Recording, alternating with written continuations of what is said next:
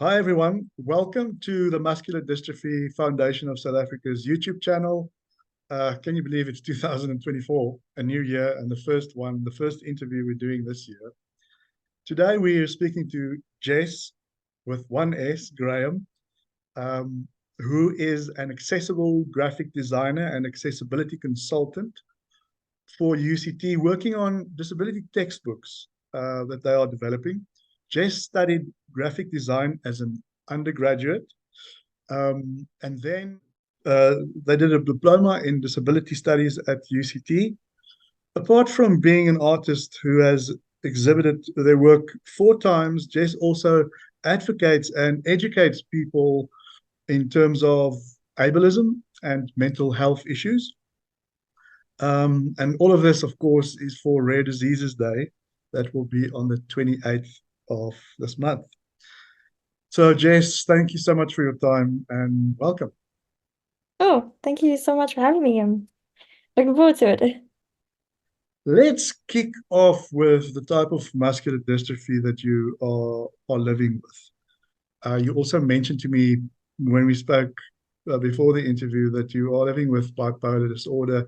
So you really have two conditions that are quite challenging.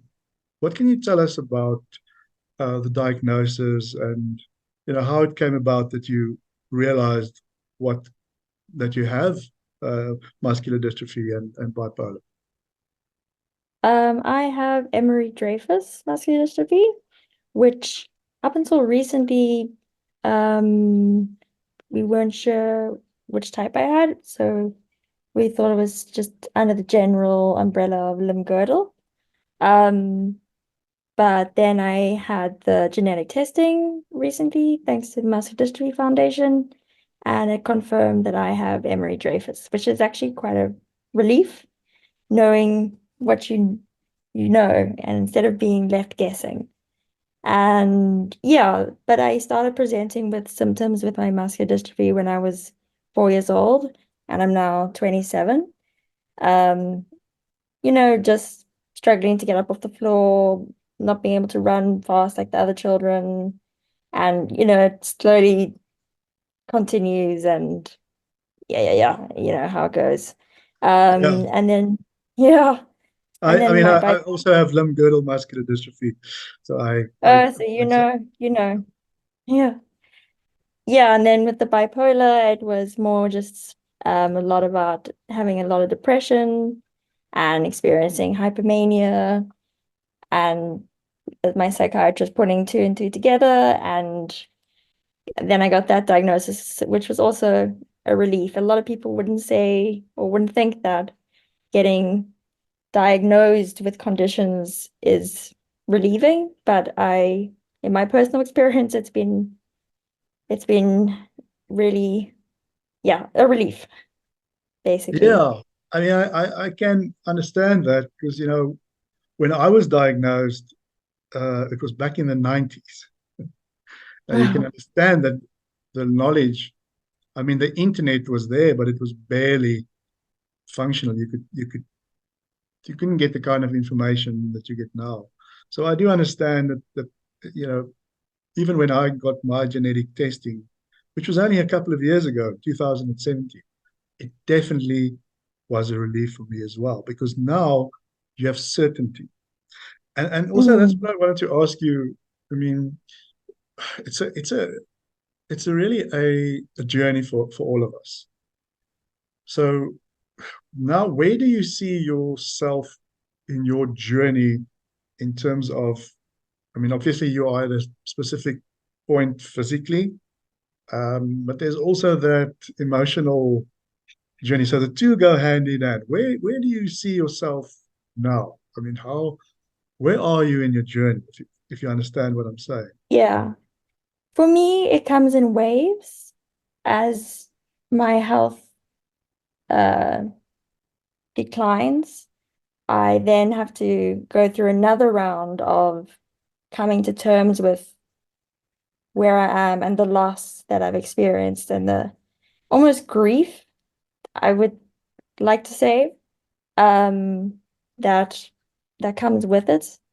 So And then w during the times when my health is in a stable point, I I still live with the knowledge that I can't take this for granted because there's going to be another round of degeneration and stuff. So there's a lot of balance, like a very, very fine, there's a fine balance that I have to talk myself through, Yeah, you know. yeah, my editor, because I last year or the year before, I published um just self-published a novel, and I had an editor, and we had discussions about characters, and she was talking about characters who fail forward. And I kind of like, oh, you know what? When people have muscular dystrophy, kind of know that they're going to fail in future. But I don't mean that in a negative sense. I mean I mean you don't have a choice. It's just going to happen to you. Yeah. But you have to make that decision to constantly kind of fail forward. In other words, make plans constantly. I want to ask you about the impact it has on your life. If you can go a little bit more granular, the things that really bug you. I mean, you are someone that looks at ableism. You are someone that educates people on ableism. What are the things that really have an impact and really bug you? If I can. Yeah. I would say the very first thing that comes to mind is inaccessible places. And that with that comes inaccessible mindsets. So even if it's just a small little step that's a few centimeters tall, that's it's not a small step, it's a giant wall in the way. Um and when people say when one thing is having, when going places or something, you have to phone ahead to check, is it accessible? Do they have a bathroom? Is there a parking area space? And then when people say, yes, yes, of course, and then you actually get there and they've never, they've no concept of what accessibility looks like.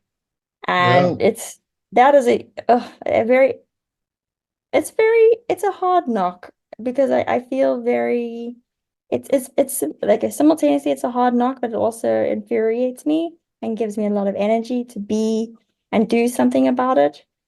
But it still takes time to process the ignorance that a lot of people have towards like physical accessibility is just one type of accessibility. So yeah, that is a big thing for me. what And what what is, then, what is actually? I oh, just want to ask you before you. What is ableism exactly? Because ableism. a lot of Oh, people yeah. won't understand when we talk about that. What exactly is that? Before you get to the second thing. Okay. Ableism is the the, pre the sorry, the preference for non-disabled people over disabled people. So it's that kind of oppression, power hierarchy of privilege and, uh, you know, um, being seen as it's like a second class citizen kind of thing. So it's the mistreatment of disabled people. Yeah, and there's an Yeah. amount of structural. It's embedded in the fabric of Yeah. society, isn't it?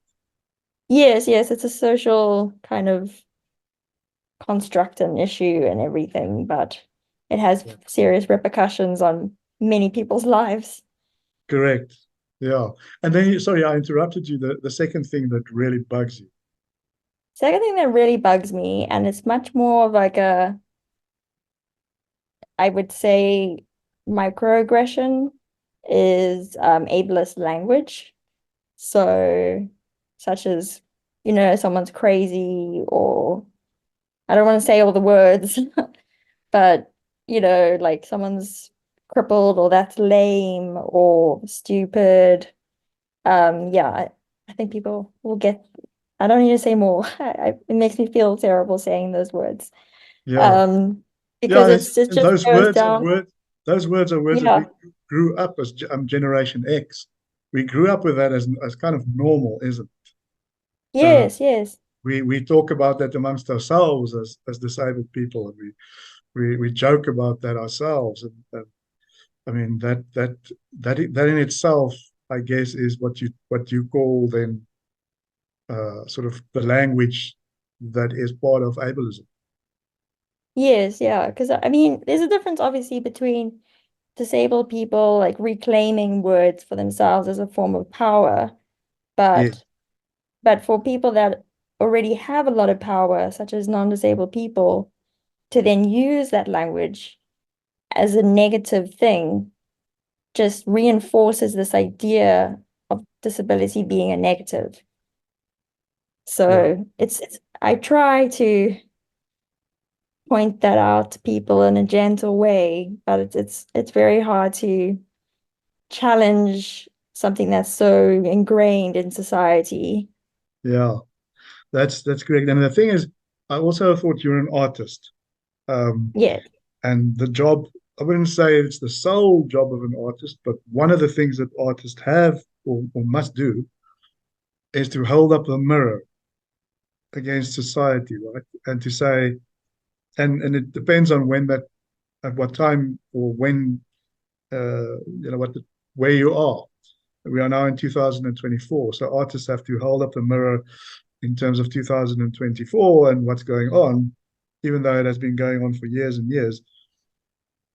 As an artist, how do you do you feel that it your art helps you deal with these challenges? Is it something that helps you cope? Is it something that you Yeah. use to educate? How does that in your life individually, from your perspective?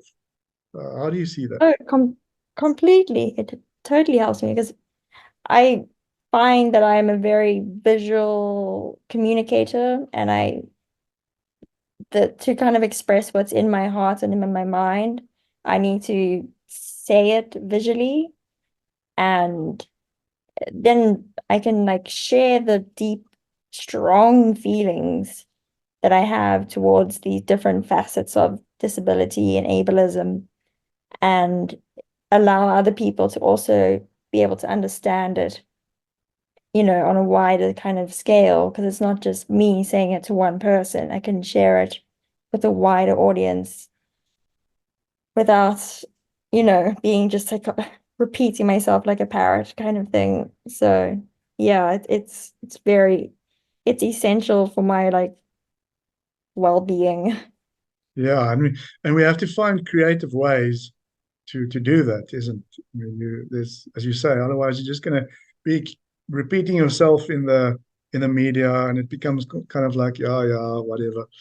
So talking about that, you are part of this disability. You are consultant for UCT for, as I understand it, disability education textbooks, that you're working on. Tell us a little bit about that, and Yeah, how so that I how that helps. so I worked as a design consultant and accessibility consultant for the Disability Studies in Inclusive Education textbook that UCT just published this month, um, which is a free textbook. Um, and it's all about how to create environments in education to incorporate and include all types of people, with disabilities or not, and to make an inclusive space instead of these separate areas where special needs children go, and then the normal children will go, but rather to say, you know what, we all are parts of society together, we're all on a continuum and on a spectrum, and together we can all learn together because that's how it is. So it's a book for teachers in South Africa to take on and then learn about how to incorporate inclusivity in their classrooms and to help the children and and adults, all types of learning. Yeah. Yeah, and I mean, one of the things I picked up is social justice for you is really a big passion. Why Yes. why is it? I mean, apart from the obvious that you live with LGMD, why is it so important to you? Oh, I don't know. It's just part of my core being that how can one group of people live in comfort at the expense of or whatever at the at the if, yeah the expense of the other people.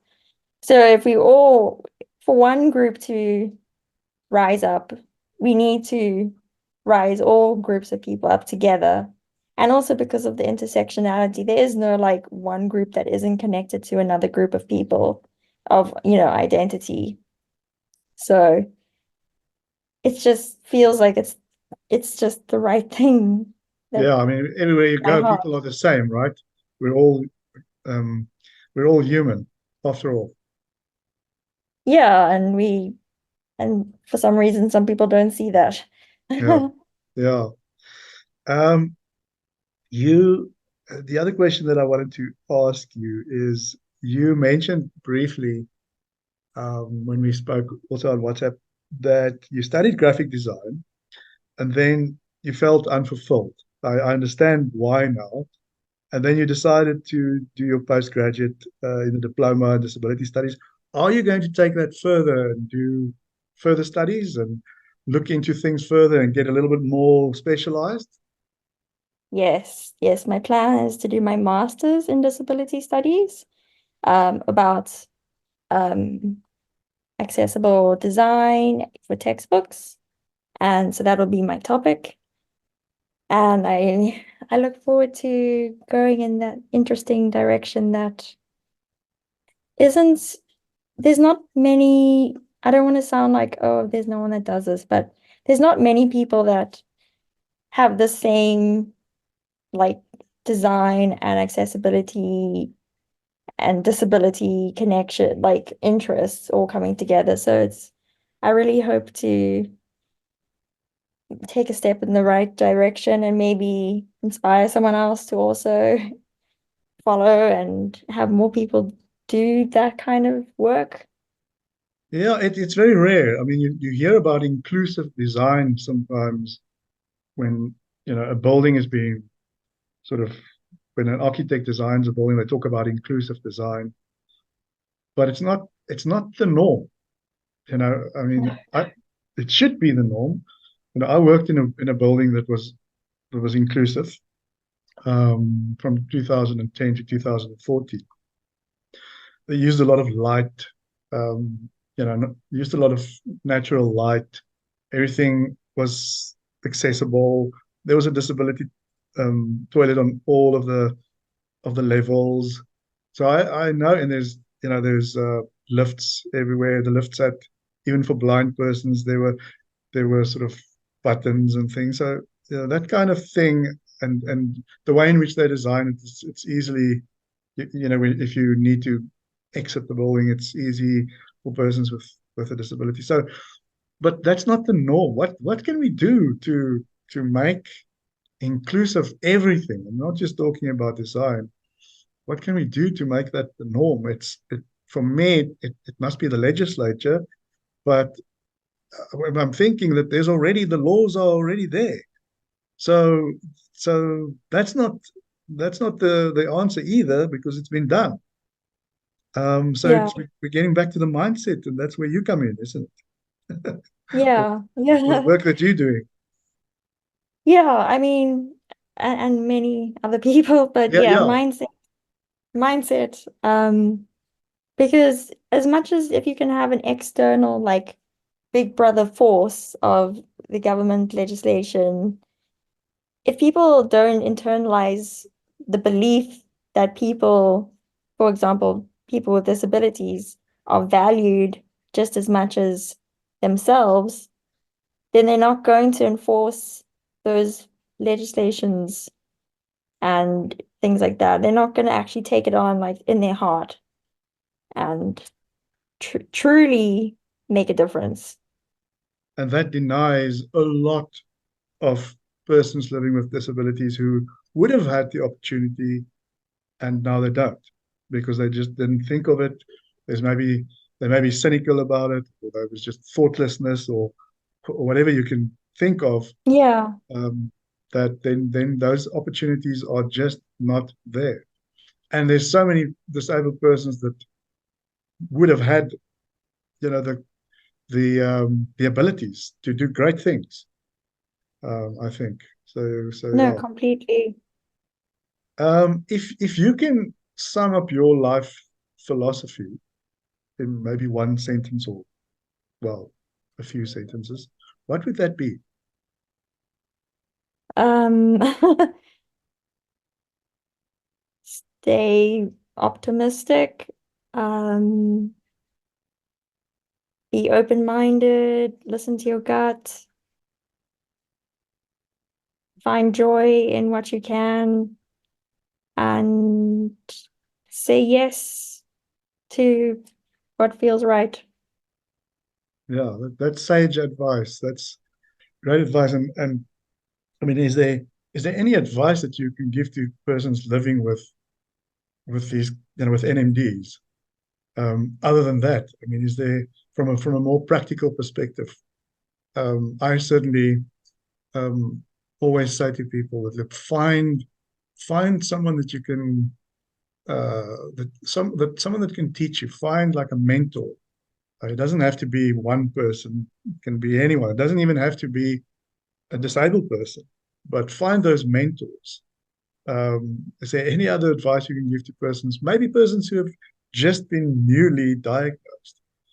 Um, I would say I other, think, yeah, yeah, I would say for the example of someone who's been newly diagnosed, I would say allow yourself to process what you've just found out and just allow the feelings to flow because there will always be time, the coming to acceptance is a long process, but there's beauty in your life and you haven't changed, it's just this is just a new term that's come to your life that is already yours.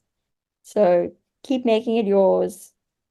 And yeah, and then also at a time when you feel more confident or comfortable to learn more about your diagnosis, then reach out to people, make connections, whether that be in person or online, or just find your community, and then you'll come to see that you're not alone.